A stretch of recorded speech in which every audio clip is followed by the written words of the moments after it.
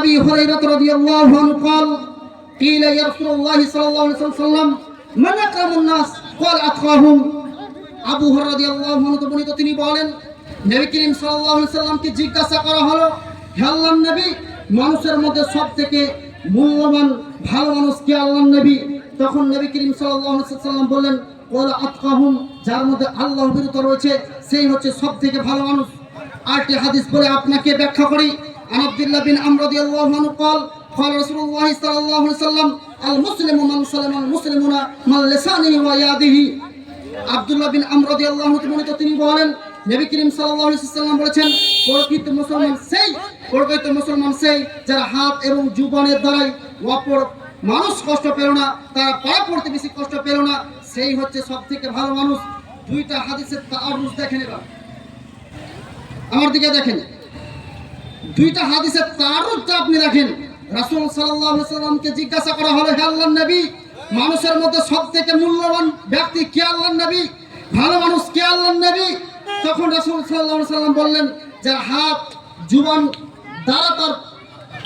দ্বারা অন্য মানুষ কষ্ট পেল না তার পাড়া প্রতিবেশী কষ্ট পেল না সে হচ্ছে সবথেকে ভালো মানুষ এবার নিজের বুকের দিকে হাত দেন এবার নিজে নিজে ভাবেন আপনার বাড়ির প্রাঙ্গণে যে সমস্ত বাড়ি রয়েছে আপনার দ্বারা কতটা সন্তুষ্ট রয়েছে পাঁচ ওয়াক্ত সালাত আদায় করছেন এই সালাত আদায় করে আপনি মনে করছেন যে জান্নাতে চলে যাব ওয়াল্লাহি আল্লাহর কসম করে বলে যাচ্ছি এই পাঁচ ওয়াক্ত সালাত আদায় করে জান্নাতে যেতে পারবেন না অতক্ষণ পর্যন্ত জান্নাতে যেতে পারবেন না যতক্ষণ আল্লাহ সুবহানাহু ওয়া তাআলা আপনার প্রতি রহম না করবেন নামাজ রোজা নিয়ে জান্নাতে যাওয়া যাবে না জান্নাতে যাওয়া তখনই যাবে যখন আল্লাহ সুবহানাহু ওয়া তাআলা আপনার প্রতি রহম যদি করে তাহলে জান্নাতে যাওয়া যাবে তখনই জান্নাতে যাওয়া যাবে যখন আপনার পাড়া প্রতিবেশী আপনার ব্যাপারে অভিযোগ না জানাবে আপনার পাড়া প্রতিবেশী মুখ থেকে যেদিন আপনি শুনতে পাবেন না আমি ভালো মানুষ সেদিন মনে করবেন নিজের অন্তরের মধ্যে তাকওয়া রয়েছে যেদিন মনে করবেন যে নিজের মধ্যে তাকওয়া রয়েছে সেদিন মনে ভাববেন যে আমার দ্বারা অন্যায় কাজ হয় না সেদিন মনে করবেন যে আমি আর সুদ ভাঙা জমি খাই না সেদিন মনে করবেন যে আমি মানুষের সুদ ভাঙা টাকা নিই না মানুষের সুদ ভাঙা জমি খাই না যেদিন এই সমস্ত জিনিসগুলো থেকে দূরে থাকবেন সেদিন মনে করবেন আমার অন্তরের মধ্যে তাকওয়া চলে এসেছে আর যেদিন আপনার অন্তরের মধ্যে তাকওয়া চলে আসবে ওয়াল্লাহি আল্লাহর কসম করে বলে যাচ্ছি আপনার মতন পৃথিবীতে ভালো মানুষ আর কেউ নেই কারণ পূর্বে যে আপনাকে বলেছিলাম ইন্না আকরামুন নাসে আতকাহুম নিশ্চয় আল্লাহর কাছে সবথেকে সম্মানিত দামি মানুষ আল্লাহ ভীরুতা যার মধ্যে রয়েছে সেই হচ্ছে সবথেকে দামি মানুষ তাহলে এবার আরেকটি হাদিস বলে আপনাকে বুঝাই যে পাড়া প্রতিবেশীর হক কতটা তাদের হক কতটা এবার আপনাকে দেখাই আন আবি হুরায়রা রাদিয়াল্লাহু আনহু قال قال رسول الله صلى الله عليه وسلم والله لا يؤمن والله لا يؤمن والله لا يؤمن والله لا يؤمن قيل يا رسول الله قال الذي جاره وبوائقه আবু হুরায়রা রাদিয়াল্লাহু আনহু তিনি বলেন নবী করিম সাল্লাল্লাহু আলাইহি ওয়াসাল্লাম বলেছেন ওয়াল্লাহি লা ইউমিন আল্লাহর কসম সে মুমিন নয় আল্লাহর কসম সে মুমিন নয় আল্লাহর কসম সে মুমিন নয় নবী করিম সাল্লাল্লাহু আলাইহি ওয়াসাল্লামকে জিজ্ঞাসা করা হলো হে আল্লাহর নবী কে সেই ওই ব্যক্তি আল্লাহর নবী কে সেই ওই ব্যক্তি আল্লাহর নবী যে মুমিন নয় তখন রাসূল সাল্লাল্লাহু আলাইহি ওয়াসাল্লাম বললেন যার অনিষ্ট থেকে তার পাড়া প্রতিবেশী কষ্ট পেল সে মুমিন নয় এবার হাদিসের এবারও কি বুঝলেন এটা আরবিতে ছিল বাংলায় আপনাকে অর্থ করে দিলাম এতটাই অর্থ হাদিস থেকে কিন্তু স্পষ্টভাবে বোঝা যায় যার দ্বারা তার পাড়া প্রতিবেশী কষ্ট পেল যার পাড়া প্রতিবেশী তার দ্বারা কষ্ট পেল কষ্ট যদি পেয়ে থাকে সে ব্যক্তি মুমিন নয় সে ব্যক্তি মুমিন নয় আর যদি সে মুমিন না হয় তাহলে সে জান্নাতে যেতে পারে না মুমিনের সে যদি না হয় সে তার জন্য জান্নাত নাই মুমিন যদি না হয় তাহলে তার জন্য জান্নাত নাই তার জন্য জান্নাত নেই তার জন্য জান্নাত নাই এ কথা রাসূল সাল্লাল্লাহু আলাইহি ওয়াসাল্লাম বলেন তাহলে পাড়া প্রতিবেশীর হক এতটাই হক যে আপনাকে তার হক আপনাকে বুঝিয়ে দিতে হবে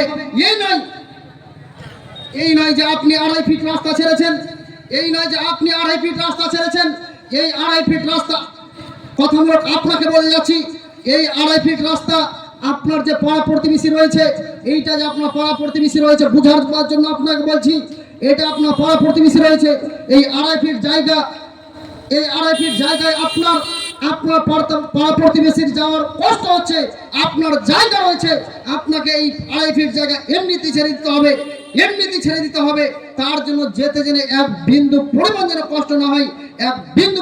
কষ্ট না হয় যদি কষ্ট পেয়ে থাকে তাহলে আপনি মুমিন নয়, প্রমাণ নেবেন? প্রমাণ চাই তো? বিনা প্রমাণে বিনা দলিলে আল্লাহি আল্লাহর কসম করে বলে যাচ্ছি, একটা কথা বলবো না। রাসূল সাল্লাল্লাহু আলাইহি ওয়াসাল্লাম বলেন, আনাবি হুরায়রা রাদিয়াল্লাহু আনহু قال قال رسول الله صلى الله عليه وسلم من كان يؤمن بالله واليوم الآخر وجاره। রাসূল সাল্লাল্লাহু আলাইহি ওয়াসাল্লাম বলেন, যে ব্যক্তি আল্লাহকে এবং আখিরাতের প্রতি বিশ্বাস স্থাপন করেছে সে যেন তার পাড়া প্রতিবেশীর সাথে সদাচরণ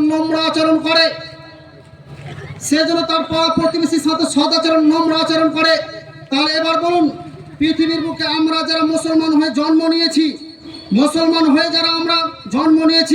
আমরা সবাই তো এক বলে আল্লাহকে মাহবুদুল্লাহ বিশ্বাস স্থাপন করেছি না করিনি? আল্লাহকে এক বলে মাহবুদ স্থাপন করেছি এবং মুহাম্মদ সাল্লাল্লাহু আলাইহি সাল্লামকে না দেখো তার প্রতি আমরা ঈমান নিয়ে এসেছি। তাহলে সাহাবীগণ, তাবেঈগণ,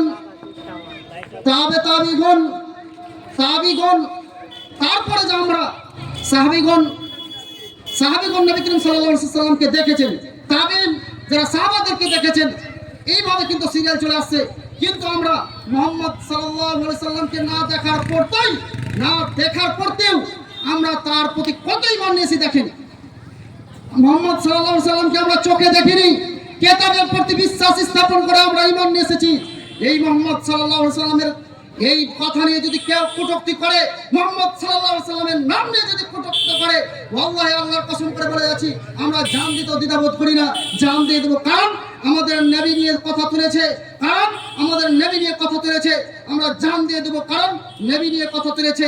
দেখলেন না কিছুদিন আগে আই লাভ মোহাম্মদ ইউপিতে আপনার ইউপি রাষ্ট্রতে গোটা ইউপিতে আই লাভ মোহাম্মদ নিয়ে যখন ব্যস্ত হয়ে যায়, তারা একটাই স্লোগান দিচ্ছিল, কি? I love Mohammad. তাদের অন্তর এটাই যে আমরা মুহাম্মদ সাল্লাল্লাহু আলাইহি সাল্লামকে ভালোবেসেছি, এটাই দেখাচ্ছে। তার একটা ওয়ার্ড লিখে দেওয়ার কারণে ইউপিতে ইউগির যে আন্ডারে যে সমস্ত রয়েছে, আজ ইউপিতে ইউগির বিনা অনুমতিতে কেউ একটা গরু জবাই করতে পারে না। কিন্তু আমাদের ইন্ডিয়াতে সেটা, আমাদের এই বাঙালি সোসাইটিতে আমাদের আছে, নিজের এলাকাতে আমরা গরু জবাই করে খেতে পারি, কিন্তু ইউপির মানুষ পারে না। ইউগির আন্ডারে রয়েছে। এই যে মুহাম্মদ সাল্লাল্লাহু আলাইহি সাল্লামের নামে যখন কটূক্তি করে, তখন সবাই তারা দলবদ্ধ হয়ে মিছিল করেছে। তাহলে আমরা বুঝতে পারছি, মুহাম্মদ সাল্লাল্লাহু আলাইহি সাল্লামের নামে যদি কেউ কটূক্তি করে, আমরা তাকে ছাড়বো না। জান দিয়েও হয়তো আমরা রক্ষা করব। এতটা আমরা করতে পেরেছি। তাহলে এবার বলুন, আমরা আল্লাহকে এক বলে বিশ্বাস স্থাপন করলাম, নবীকে মুহাম্মদ সাল্লাল্লাহু আলাইহি সাল্লাম তার রাসূল এবং দাস বলে আমরা এক বাক্যে আমরা মেনে নিতে পারলাম। এত কিছু মেনে নেওয়ার পরে আপনি আপনার পাড়া প্রতিবেশীর সাথে সদাচরণ নম্র আচরণ কেন করলেন না বলেন? এই কথা তো রাসূল সাল্লাল্লাহু আলাইহি সাল্লামই বলেছেন। আপনি নবী করিম সাল্লাল্লাহু আলাইহি সাল্লামের একটা কথার জন্য ফেসবুক, ইউটিউব, ইনস্টাগ্রামে স্ট্যাটাস রাখবে, গোটা মারাত্মক সবকিছু হয়ে গেল। কিন্তু আপনি নবী করিম সাল্লাল্লাহু আলাইহি সাল্লাম বললেন যে তোমরা তোমাদের পাড়া প্রতিবেশীর সাথে সদাচরণ নম্র আচরণ করো। তাহলে আজ আপনি কেন করলেন না? আপনার পাড়া প্রতিবেশী আপনার দ্বারা আজকে কষ্ট পেল কেন? রাত্রে বেলায় ঝগড়া করেছেন, আপনারা দুই ভাই ঝগড়া করেছেন। আপনার ভাই এই রাস্তা দিয়ে প্রতিদিন ফজরের সালাত আদায় করতে যায়, আপনি আপনার ছেলেকে বলছেন, আব্বু তোমার চাচা যে এই রাস্তা দিয়ে সালাত আদায় করতে যায়, আব্বু তুমি তোমার এই চাচার রাস্তাকে বন্ধ করে দাও। এই কথা যে আপনি বললেন, আপনি যে আপনার চাচার, আপনি আপনার ভাতিজার এই যে কষ্ট দিলেন, এই কষ্ট যদি দিয়ে থাকেন, ওয়াল্লাহি আল্লাহর কসম করে বলে যাচ্ছি, আপনি মুমিন নয়। আর যে মুমিন নয় তার জন্য জান্নাত নয়, কারণ রাসূল সাল্লাল্লাহু আলাইহি সাল্লাম বলেন, পাড়া প্রতিবেশীর হক অনেক। দেখবেন হক কতটা। আপনাকে শুধু মত দেওয়া এটা দেখালাম, হক কতটা এবার দেখেন। এবার হকটা দেখেন কতটা হক। আর আয়েশা রাদিয়াল্লাহু আনহা قالت قال النبي صلى الله عليه وسلم ما زال جبريل يوصوني بالجار حتى ظننت سيورثه।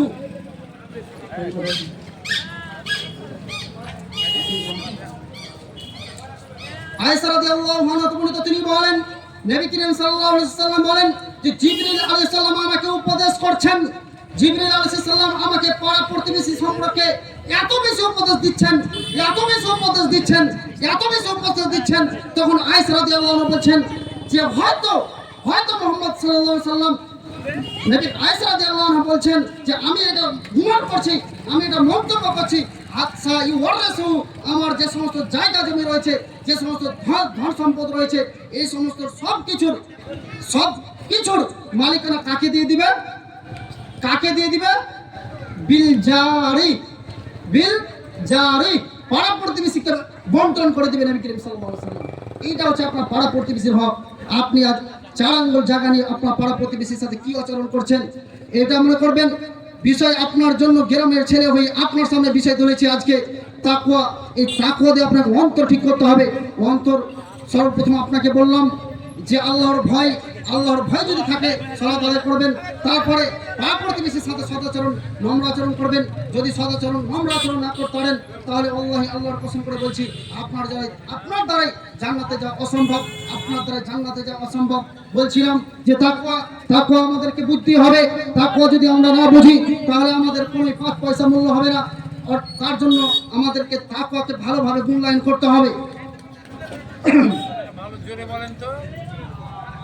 এরপর হাদিস আব্দুল্লাহ বিন আমর রাদিয়াল্লাহু আনহু قال قال رسول الله صلى الله عليه وسلم اذا امر اميرا على جيش او شريه او صاه خاصه بتقوى। আব্দুল্লাহ বিন আমর রাদিয়াল্লাহু আনহু তিনি বলেন নবী করিম সাল্লাল্লাহু আলাইহি ওয়াসাল্লাম যখন কোন সৈন্য দলের আমির নির্ধারণ করতেন তখন তাকে তাকওয়াশীল হওয়ার জন্য উপদেশ দিতেন। সর্বপ্রথম তাকে তাকওয়াশীল হওয়ার জন্য উপদেশ দিতেন এবং সাধারণ মুসলমানদেরকে কল্যাণের উপদেশ দিতেন। অত্র বুখারী এবং মুসলিমের হাদিস থেকে কি বুঝলেন? যে নবী করিম সাল্লাল্লাহু আলাইহি ওয়াসাল্লাম যখন কোনো আমির নির্ধারণ করতেন, যখন 10 জনের মধ্যে একজনকে হেড কাউন্টার করতেন, যখন মালিক নির্ধারণ করতেন, তখন তাকে সর্বপ্রথম কিসের নসিহত করতেন? কিসের নসিহত করতেন? তাকওয়াল্লাহ, তোমরা আল্লাহকে ভয় করো। এটা হচ্ছে নসিহত। কারণ রাসূল সাল্লাল্লাহু আলাইহি ওয়াসাল্লাম এই হাদিস থেকে এটাই বোঝাতে চেয়েছে যার মধ্যে তাকওয়া রয়েছে সে মানুষের সাথে খেয়ানত করবে না, তার দ্বারা অন্যায় কাজ হতে পারে না। আজ আপনি বলেন আপনার সমাজে যে আমির নির্ধারণ করা হচ্ছে, যে মসজিদের ক্যাশিয়ার নির্ধারণ করা হচ্ছে, মদ খোর, জিয়া খোর, দাড়ি ছাঁচা, এই সমস্ত মানুষ হচ্ছে কি মসজিদের ক্যাশিয়ার। তার মধ্যে তো তাকওয়া নাই। যদি তার মধ্যে তাকওয়া থাকতো, তাহলে তার দাড়ি ছাঁচা থাকতো না। যদি তার মধ্যে তাকওয়া থাকতো বিড়ি খাওয়া হতো না। সে মসজিদের কমিটি হবে কেন? মসজিদের মাদ্রাসার ক্যাশিয়ার হবে কেন? অসভ্য জঘন্য মানুষ কেন হবে? যদি মাদ্রাসা মসজিদে যদি কোনো ক্যাশিয়ার বা কেউ যদি হয়, দায়িত্বশীল হিসাবে যদি কাউকে আমির বানানো হয়, কাকে বানানো হবে? যার মধ্যে তাকওয়া রয়েছে, তার দাড়ি ছাঁচা থাকবে না, যে অন্যায় কাজ করবে না, যে অন্যায় কাজ থেকে মানুষকে বিরোধিতা করবে, মানুষকে ইয়ামুরুনা বিল মারুফ ওয়া ইয়ানহাউনা আনিল মুনকার, ভালো কাজের আদেশ করবে, অন্যায় কাজ থেকে নিষেধ করবে, ওই সমস্ত মানুষ হবে মসজিদের কি ক্যাশিয়ার, সেক্রেটারি, মরল, গ্রামে যত সমস্ত রয়েছে ওই সমস্ত হবে। কারণ রাসূল সাল্লাল্লাহু আলাইহি ওয়াসাল্লাম বলেন কোন ব্যক্তিকে যদি দায়িত্ব কোনো ব্যক্তি যদি দিয়ে দেয় আর কোনো ব্যক্তি যদি চেয়ে নেয় তাহলে এর মধ্যে কি পার্থক্য জানেন? যদি কোনো ব্যক্তি যদি দায়িত্ব নিজে চেয়ে নেয় যে আমি এই মাদ্রাসার দায়িত্ব চালাবো, তাহলে সে নিজে দায়িত্ব নিয়ে নিল, তার উপরে দায়িত্ব সে নিজে নিয়ে নিল। আল্লাহ সুবহানাহু ওয়া তাআলা তার উপর আল্লাহ সুবহানাহু ওয়া তাআলার তার মদত আসবে না তার উপর, সে নিজে থেকে এমনিতি করবে। কিন্তু তার উপরে যদি দায়িত্ব দেওয়া হয়, 10 মানুষ যদি এক জায়গায় মিলে যদি তাকে যদি নির্বাচন করে, তাকে যদি দায়িত্ব দেওয়া হয়, তাহলে তার মদত কে করবে? আল্লাহ সুবহানাহু ওয়া তাআলা বলবেন, আল্লাহ সুবহানাহু ওয়া তাআলা